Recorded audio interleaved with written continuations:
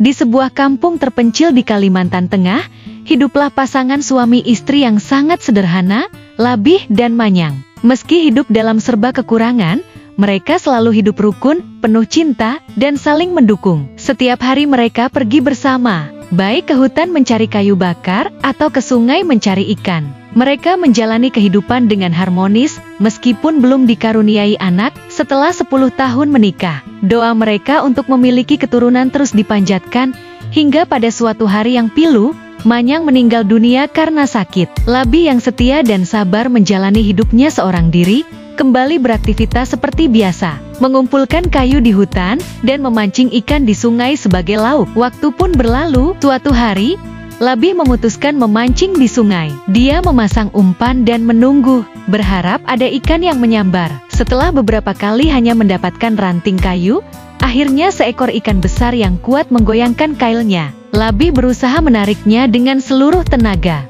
Betapa kaget dan gembiranya ia ketika melihat ikan sebesar itu tersangkut di ujung kail, seekor ikan patin yang selama ini tak pernah dilihatnya. Labi membawa ikan itu pulang, merasa persediaan lauknya cukup untuk beberapa hari. Namun, saat hendak membelah ikan tersebut, dia terkejut karena di tempat ikan tadi, tiba-tiba muncul seorang bayi perempuan yang cantik dengan wajah merona, bulu mata lentik, dan rambut hitam ikal. Terpana sekaligus bingung, Labi berusaha menenangkan diri. Meski tak pernah merawat bayi, dia mulai belajar.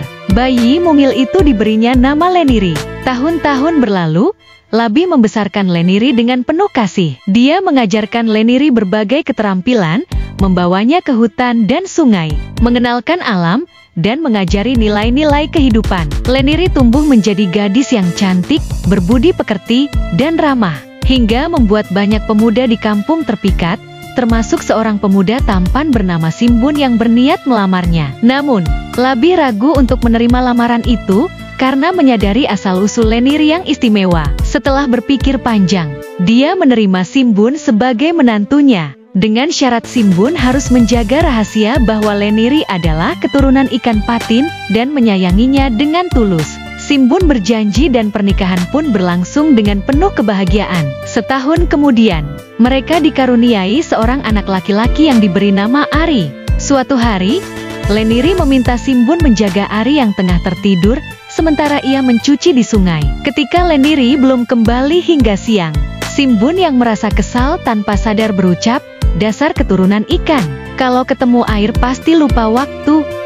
Ternyata ucapan itu didengar oleh Leniri yang baru kembali. Hatinya hancur mendengar suaminya melanggar janji yang diucapkannya dulu. Dengan air mata yang berlinang, Leniri pamit kepada suaminya untuk kembali ke tempat asalnya di sungai. Meskipun Simbun menyesal dan berusaha meminta maaf, Leniri sudah membuat keputusan. Ketika dia mencapai tepi sungai, Leniri berubah kembali menjadi ikan patin dan menghilang di kedalaman air, meninggalkan suami dan anaknya. Sejak saat itu, masyarakat kampung percaya bahwa ikan patin yang ada di sungai-sungai Kalimantan Tengah adalah keturunan Leniri, gadis cantik yang berubah menjadi ikan karena cinta dan kesetiaan yang tak tergoyahkan. Terima kasih sudah menonton. Silahkan like, komen, share, dan subscribe untuk mendukung channel Dreamy Tales. Sampai ketemu di dongeng esok malam.